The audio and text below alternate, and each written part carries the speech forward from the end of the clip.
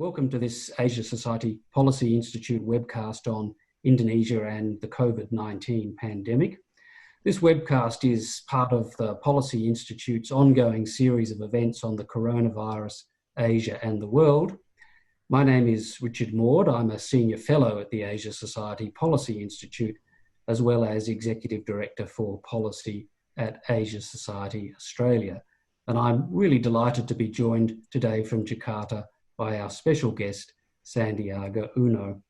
Now, I'm going to introduce Pak Sandi very shortly, but first I wanted to recognise that I'm recording this broadcast from Canberra, Australia, and in doing so I acknowledge the traditional custodians of this land, the Ngunnawal people, and I pay my respects to elders past and present.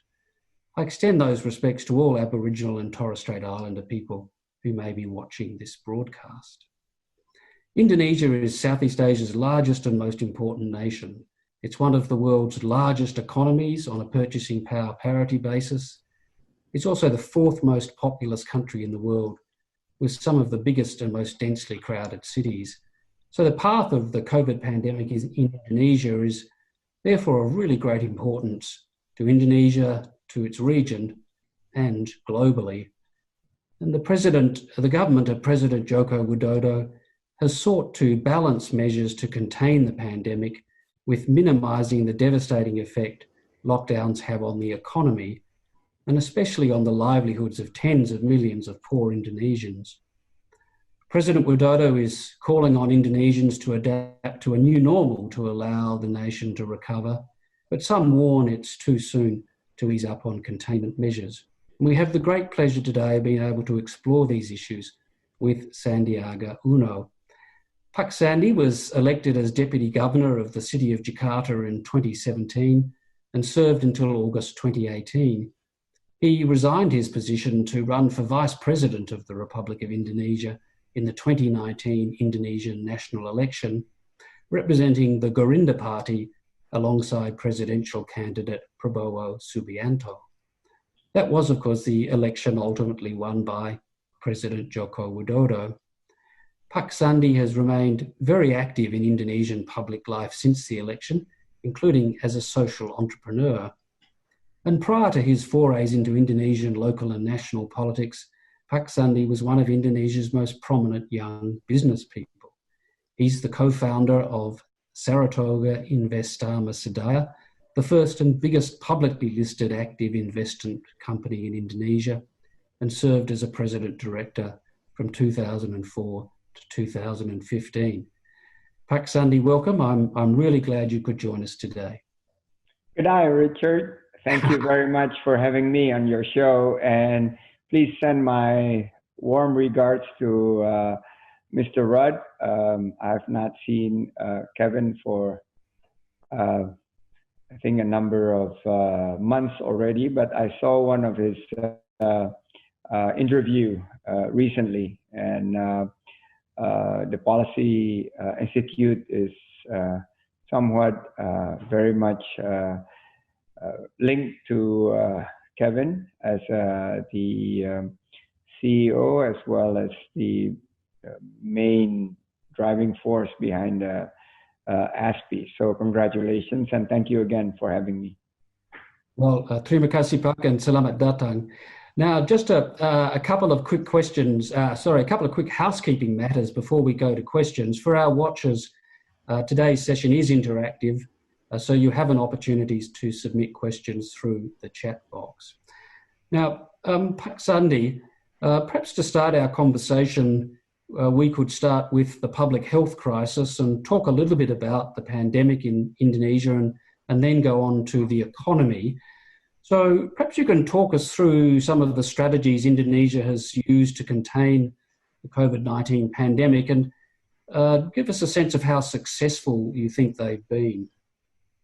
Well, it's, again, I guess this is unprecedented.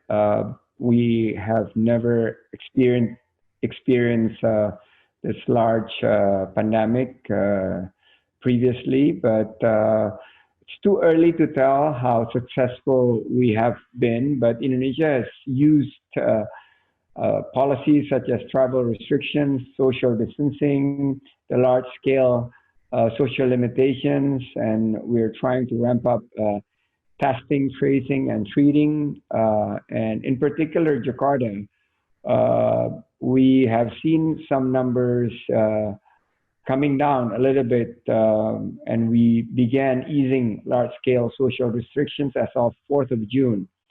But we will continue to reassess the situations. I think the authorities are now looking, as we are nearing mid of June. The governor just recently made a statement that he's very pleased with the initial result of the easing of the restrictions and the limits on the religious gatherings, in particular during the Muslim holy season of Ramadan.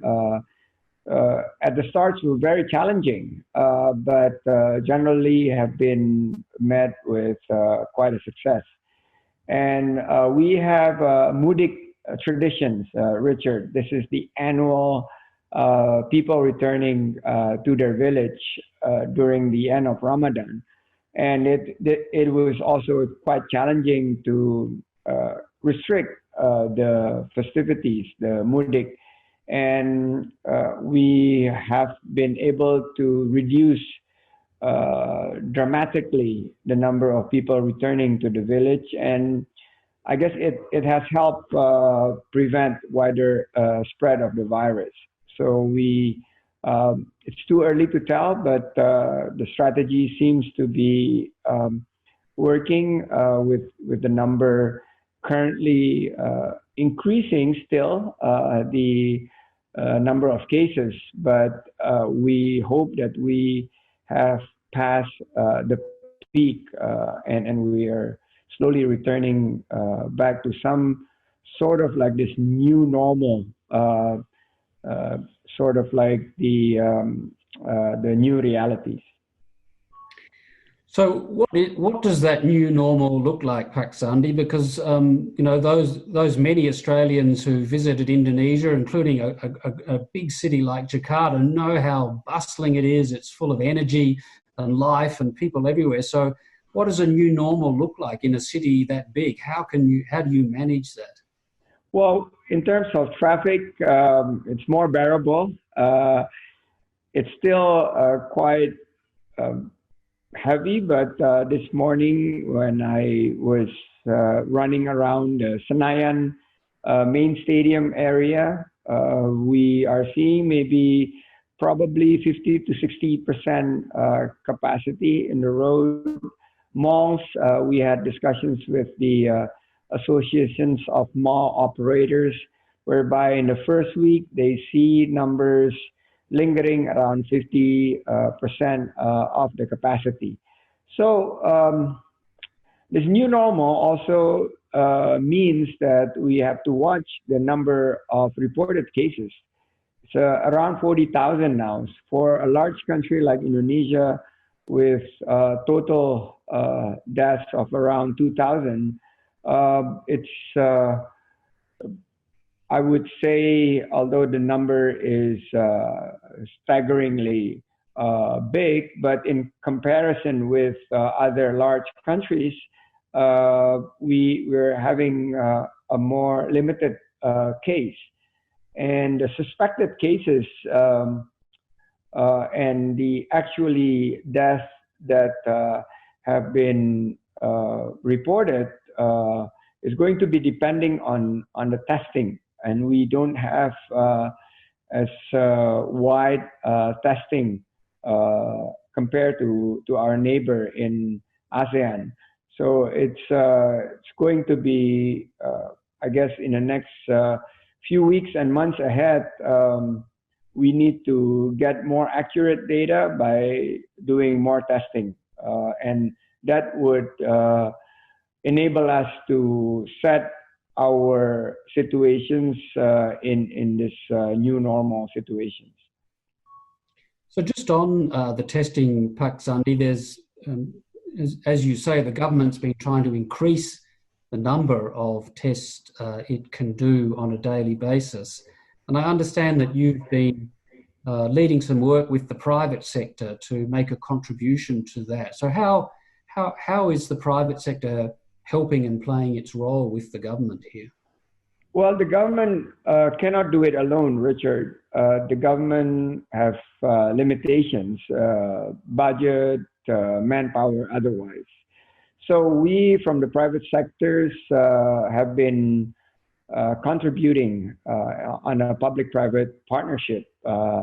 We have so far been testing around 250,000 people, but it is still nowhere near the number of testings that we ought to be doing at this stage. President Jokowi has called for around 10 to 15,000 tests per day. So far, our group have contributed about 20 to 30,000 tests already. And we believe that the epicenter of the outbreak, meaning mainly in the large urban areas, we need to have even more testing, probably in the 15 to 20,000 tests per day. And nationwide, we are still running at a 50% or so less from the target number of tests. So we are, based on this number, we are currently doing about 1,200 tests per 1 million people, which is lower than many of our neighboring countries like Malaysia, which is doing around 17,000 per 1 million people. So we need to increase it to about 8 to 10 more multiples, 8 to 10 times more compared to the current number. But on a more positive note, I guess Indonesia have, if you cite that number of around 40,000 cases, there are a lot of people offering some rationale, saying that it's probably the warm weather that may help. We don't know. Research have not shown that.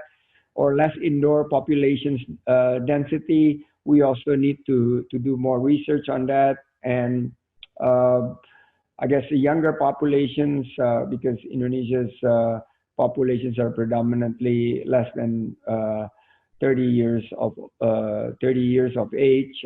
So it's combinations, but I believe that we need to do more testing in order for us to establish ourselves, proceeding into this reopening of some phases of our daily lives. The mainstream media in the world tends to focus on the actions of the national government in Indonesia, and sometimes it's been critical of a slow and inconsistent response. But I've also seen lots of less reported stories about provincial and local governments and even ordinary citizens doing what you're doing with the private sector and stepping in to help. And there's this Indonesian phrase, gotong royong, which roughly translated means mutual assistance or communities working together.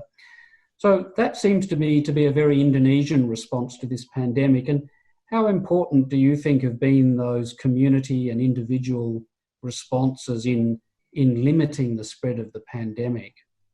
Well, we are all in this together at the end of the day, and we are facing the crisis not only in Indonesia, but around the world.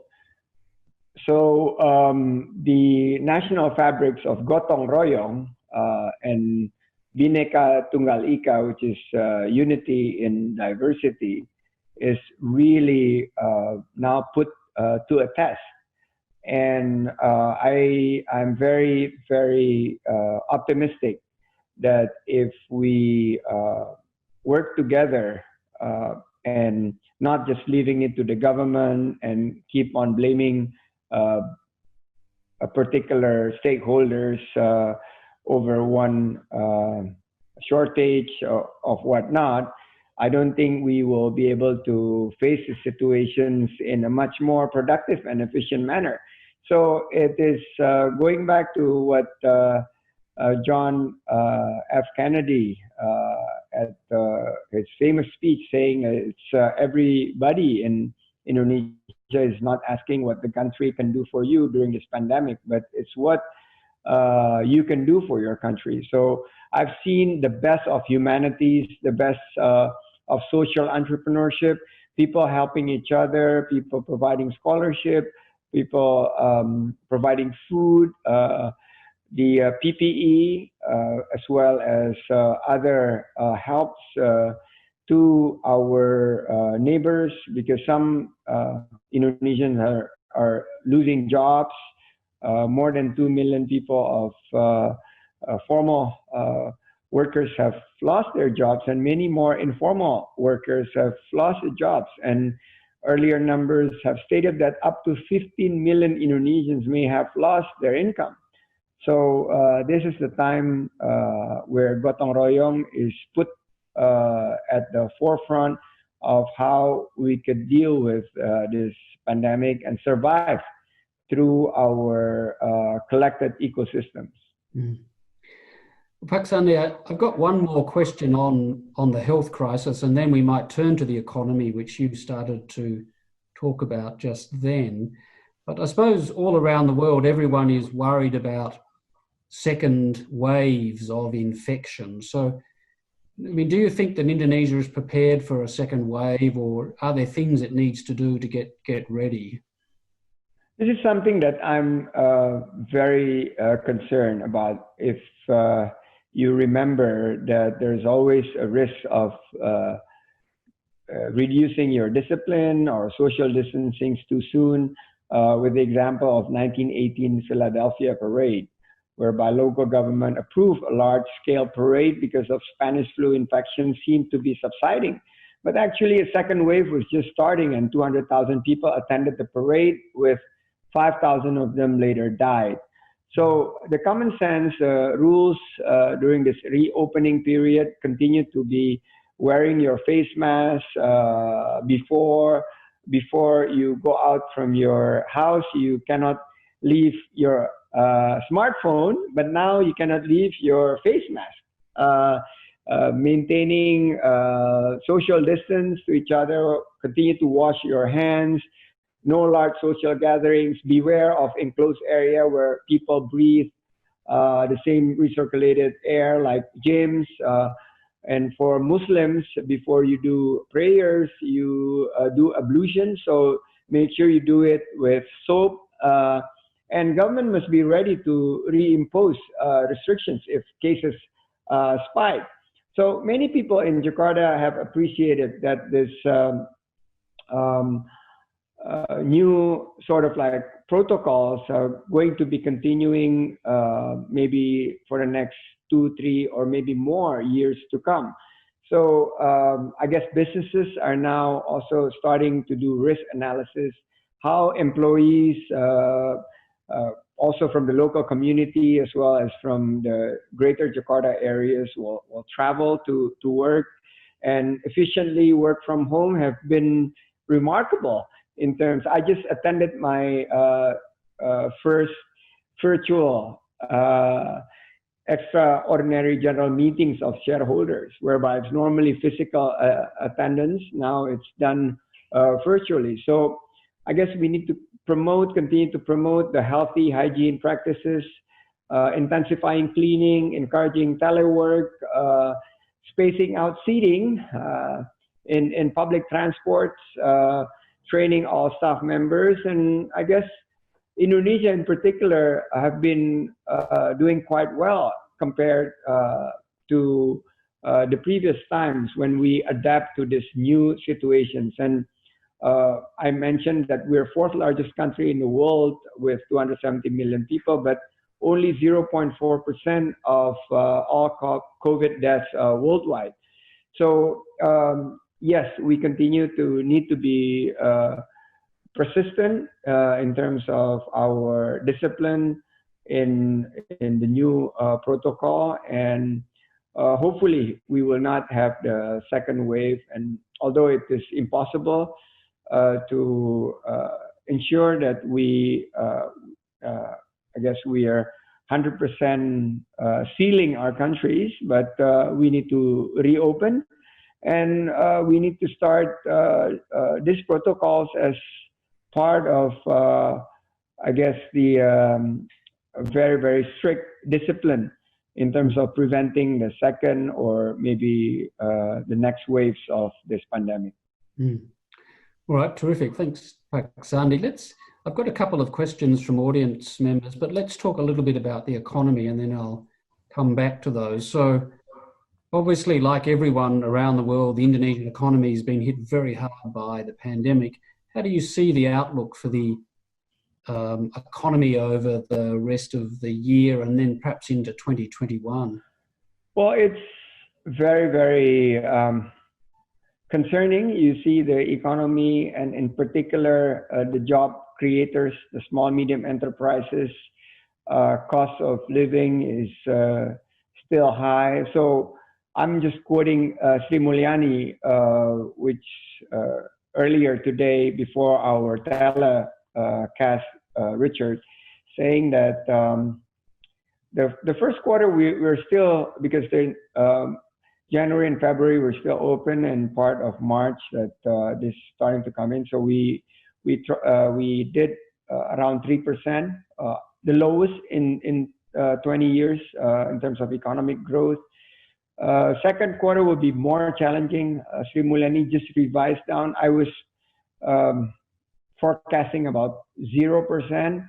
She said it may be minus up to -3% because the lockdown have been in complete lockdown for 3 months. So third and fourth quarter will be slightly improving. My team just updated me that best case scenario for this year is around 2 to 3% growth. Worst case scenario is minus 0.5%. So our 2021 projections is going to be back up to about 4.5 to 5.5%, which is, I guess, in line with the OECD numbers.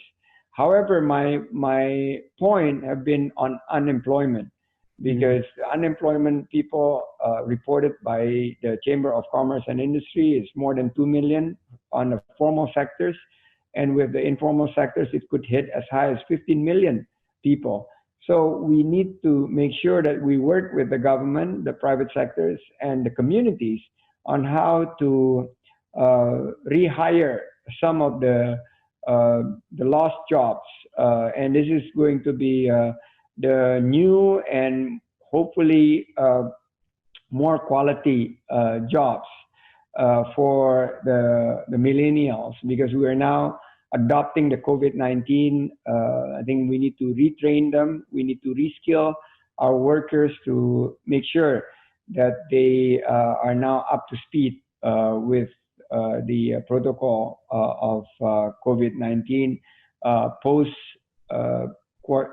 third or fourth quarter when they are opening. Good news is up to 70% of the employers that I've been talking to in accordance with our survey said that they will rehire, but we don't know at what capacity.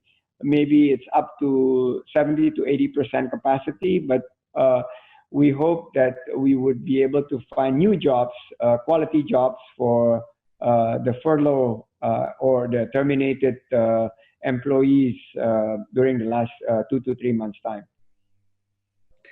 So, Pak Sandi, the Indonesian government has announced several stimulus and economic rescue packages. How effective do you think they are going to be at supporting the economy, supporting small businesses, and helping with that unemployment problem you mentioned? Is it enough? Well, our economy is largely supported by micro, small, medium enterprises. 60% of our economy is supported from the small businesses. 97% of jobs are created by the small businesses. So we need to focus on jobs and prices, how we maintain price stability, affordable prices for basic food staples. Indonesia got good marks from the international community. We have sustained asset prices, stabilized the currency. Now the rupiah is actually trading on an actual pre-COVID-19 level. We have placed the first global bond issues. We call it the pandemic bond, around $4.6 billion. Government has allocated around $30 billion US dollar, about 2.5% of the country's GDP, for stimulus packages targeting healthcare, social protections, and economic recovery. We have to see the numbers, how it pans out in the second quarter. But I've been criticizing the government for not the size only, but also the speed, the actual executions of this program, because we need to target the vulnerable people at the bottom of the pyramid. We need to distribute the food staple and direct cash aid faster. We need to allow them, sort of like relaxing some of the bills that they have to pay, like electricity bills, like phone bills, because the work from home requires you to have a quota of your phone package. So we need to allow these people to have free electricity in some parts, and probably the low-cost housing also needs to be helped in terms of their rents, and subsidies and loans for SMEs. So this is something that I think is best practice. I hope that it would be enough, although a lot of economic pundits said that we need more. But I think we will adjust when and where in terms of the curve we need to add in terms of the government stimulus. Yeah. Sandy, you mentioned looking after the people at the bottom of the pyramid, and we know during the very severe economic crisis of the Asian financial crisis that poverty drove unrest and also enormous political change, of course, ultimately in the end. So, I mean, do you see any great risk of social unrest in Indonesia because of a rise in poverty or food insecurity? If we don't deal with the assistance to the people at the poverty level, at the lowest economic strata, we would run into the risk. There is a potential for some kind of social disturbance. But if the government is focused on delivering the direct cash aid as well as the basic food staples, in particular to some very heavily impacted areas like tourism, some of the tourist areas like Bali have been seeing basically very, very difficult time. But the low impact in areas such as Bali is quite a blessing, but unclear how this tourism will be, how we will revitalize in light of this pandemic. But going back to the social disturbance, I am quite optimistic. The recent survey has said that a lot of people have approved the government handling of the pandemic, although they want to see more economic programs helping the people, helping the household economy, helping the SMEs, because close to 80% of them saying that it's the income dropped significantly, while their cost of living is also increasing. So basic foods staples is also creeping up. If the government focus on these two sectors, jobs and prices, and making sure that the pandemic is not, there won't be any large increase in terms of the second waves.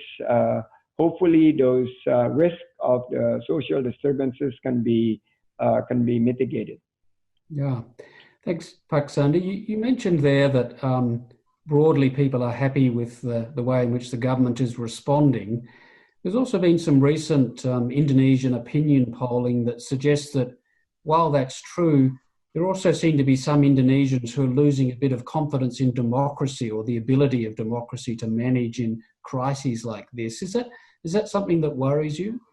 Yeah, unfortunately, that's also what the people have been saying. Although they have approved some of this packages, stimulus from the government in terms of the economic, they want more on the economic package, and they want faster executions, and they are also pressing some concerns on other areas, in particular with the democracy, as well as with the corruption's eradication. So I guess the government is now having their plates very full.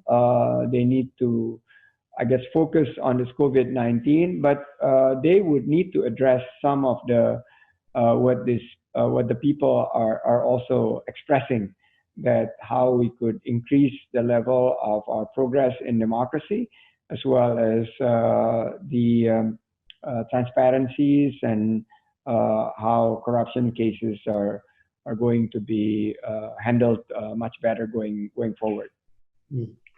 Thanks, Pak Sandi. Look, I've got one more question on the economy, and then I'll come to some of our audience questions.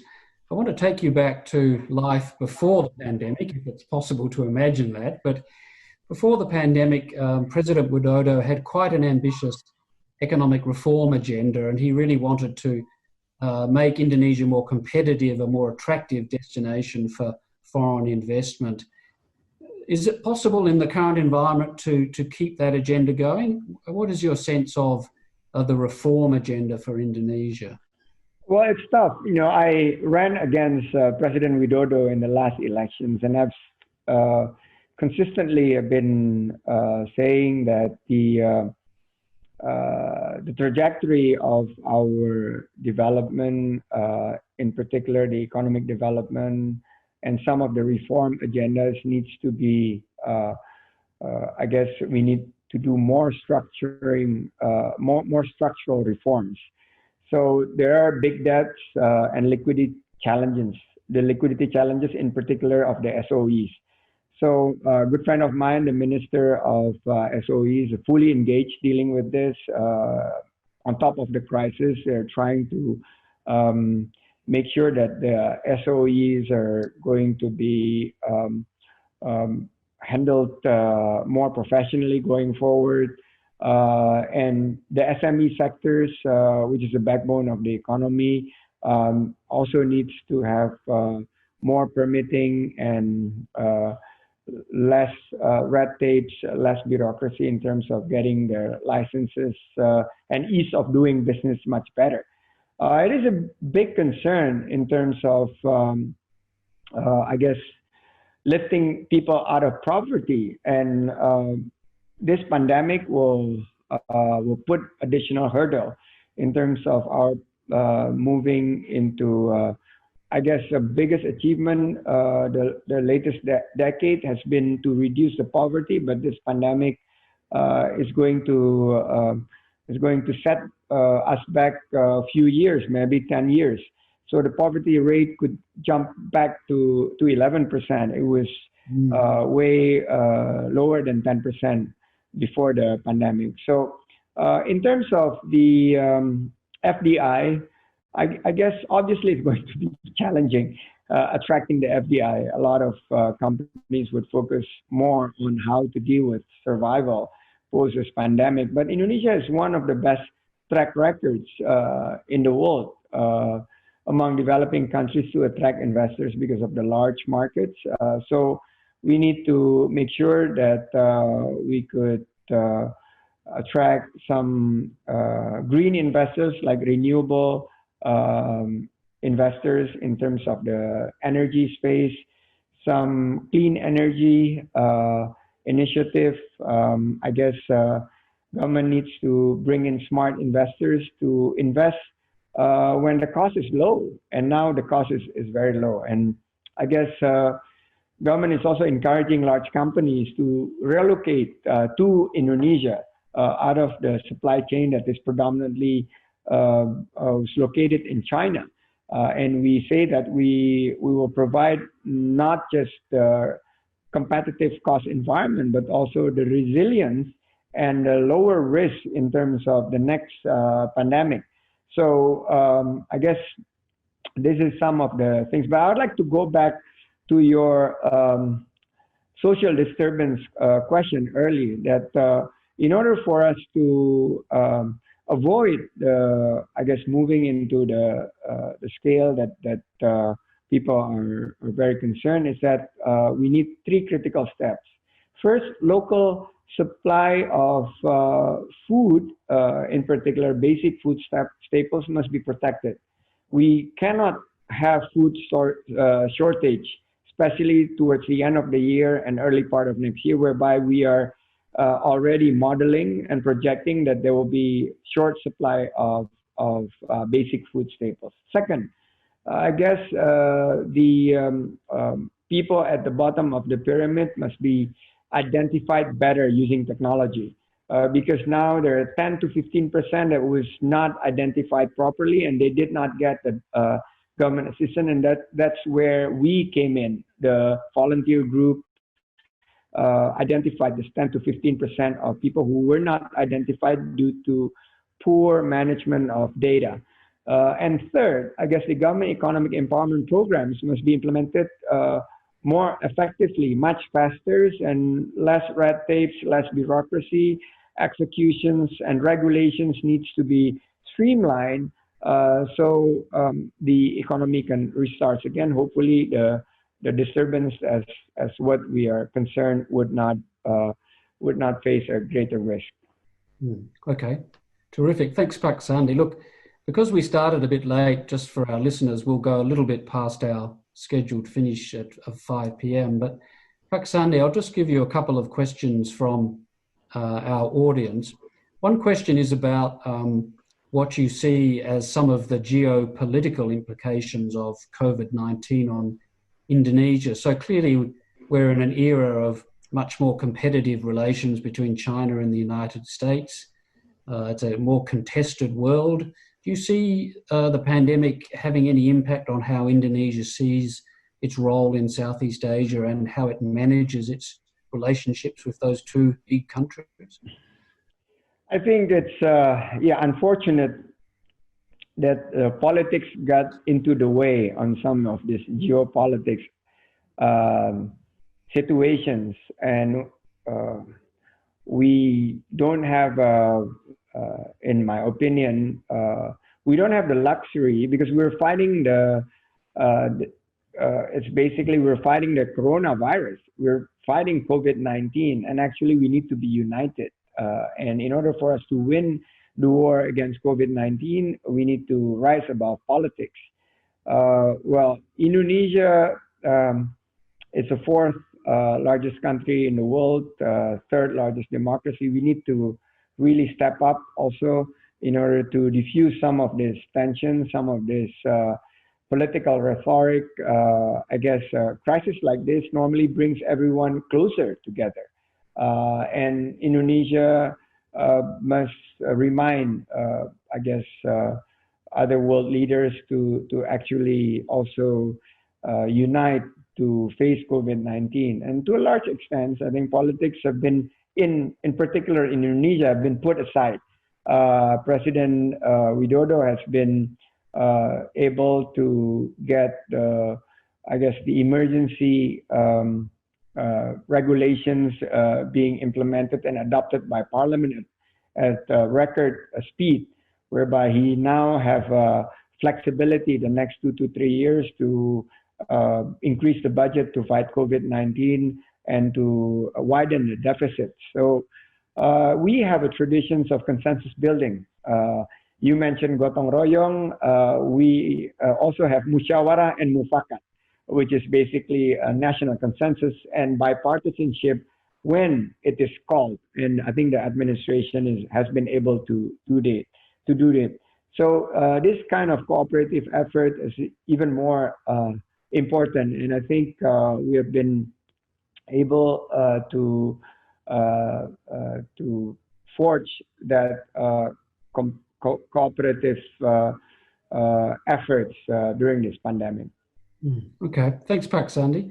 Another question is, well, we know that COVID is now in all of Indonesia's provinces. And so another question is, outside of the major cities and the metropolitan centres, in some of the more far-flung parts of the archipelago, do you think they have the resources, the facilities, the expertise and the technology that they need to fight the pandemic? They are lacking. Some of these places have complained that they are lacking personal protective equipment. They're lacking test kits. But I guess we are trying our best to reach out to these isolated areas to provide the assistance that they need.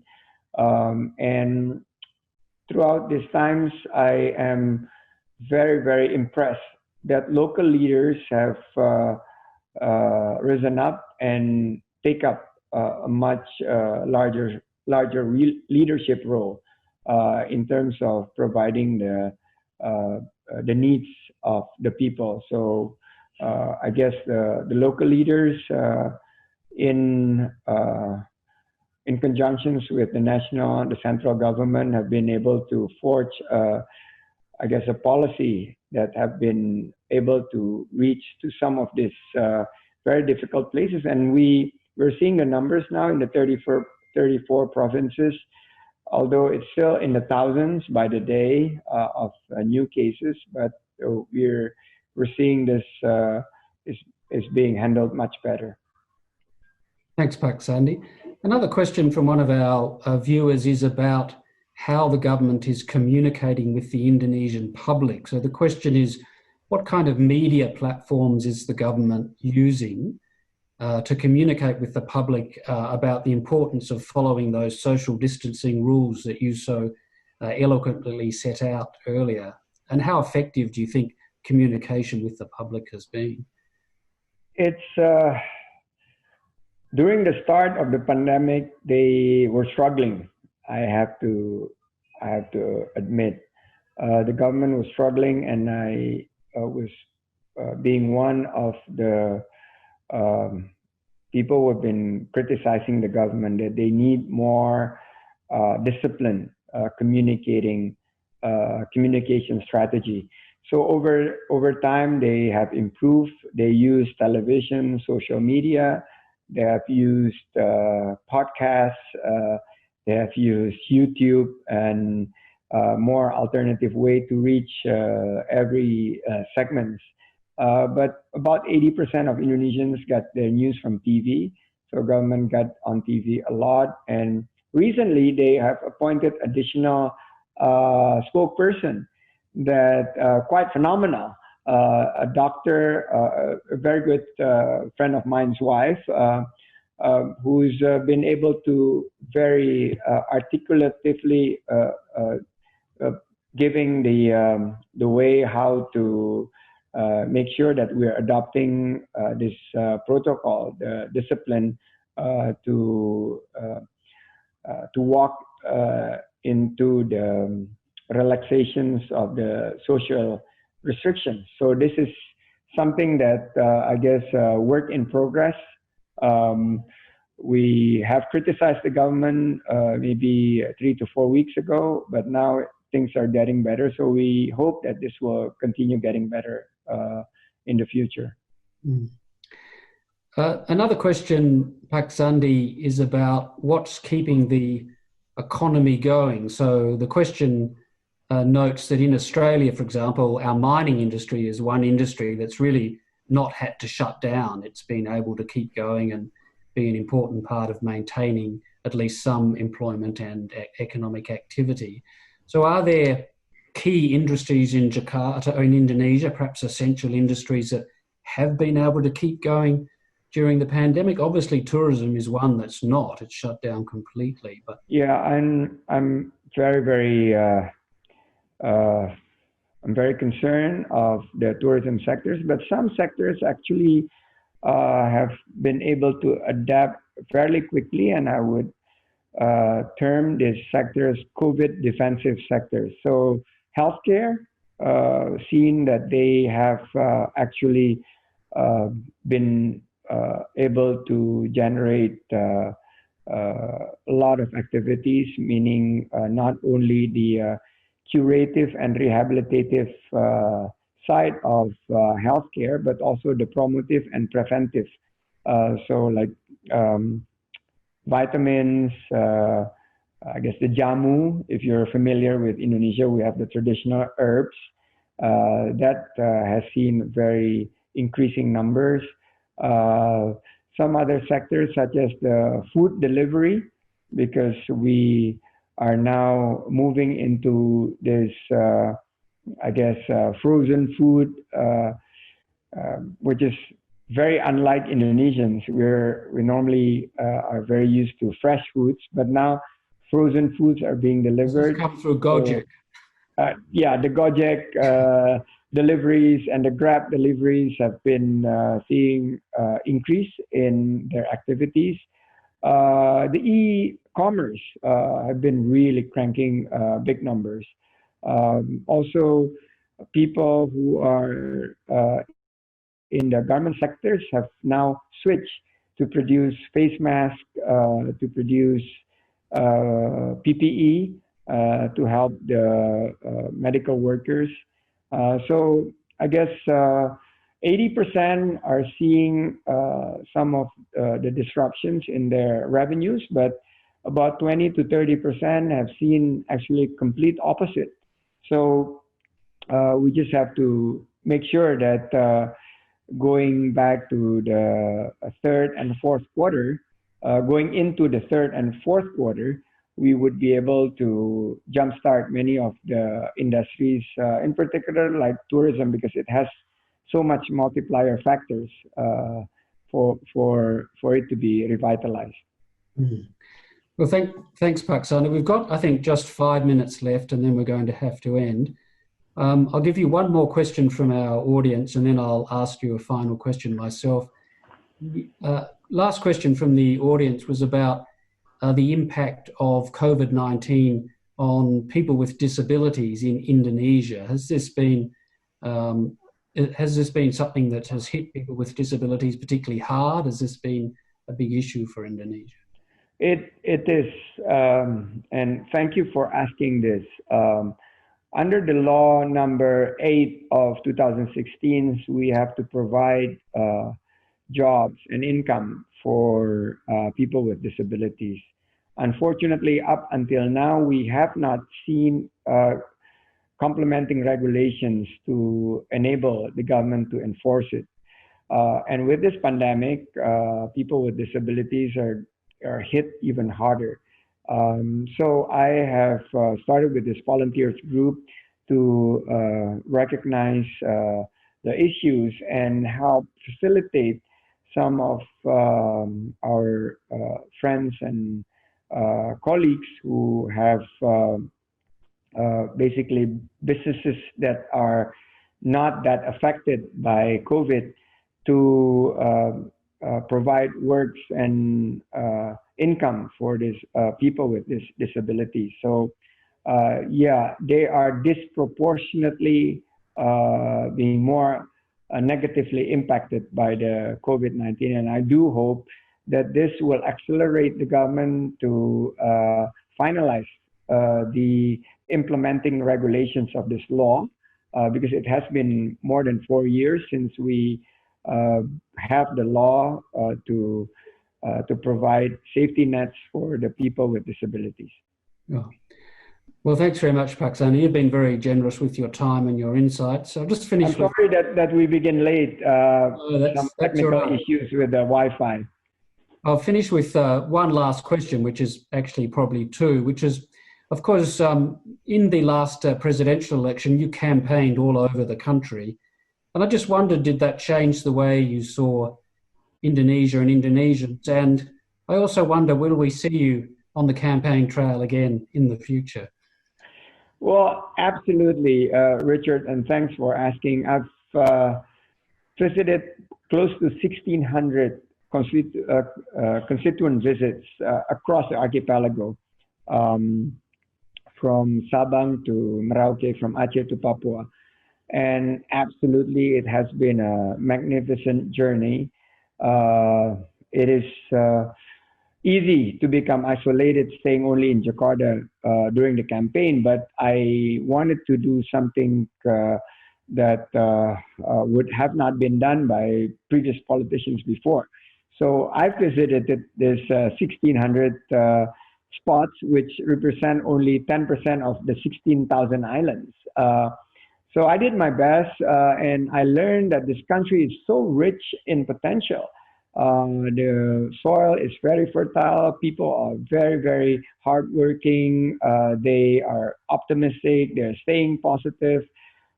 They are very, very eager to see, I guess, improvement in their life.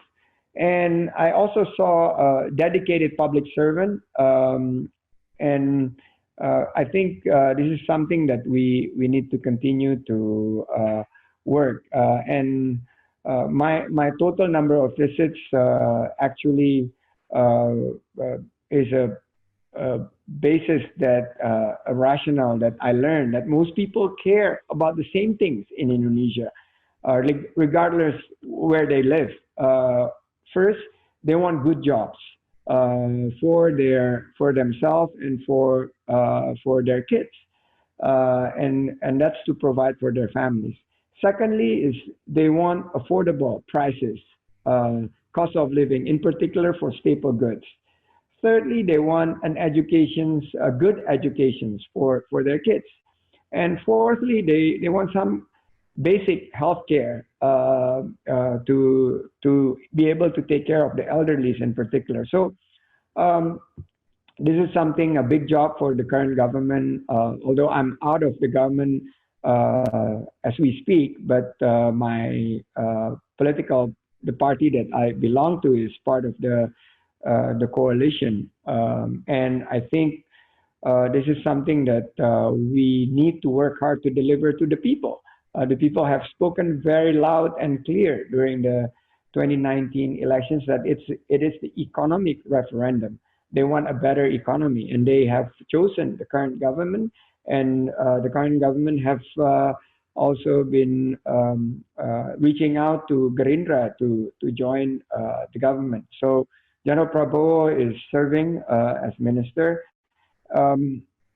It's still a long way to go. 4 years is a very long time in politics, I learned, Richard.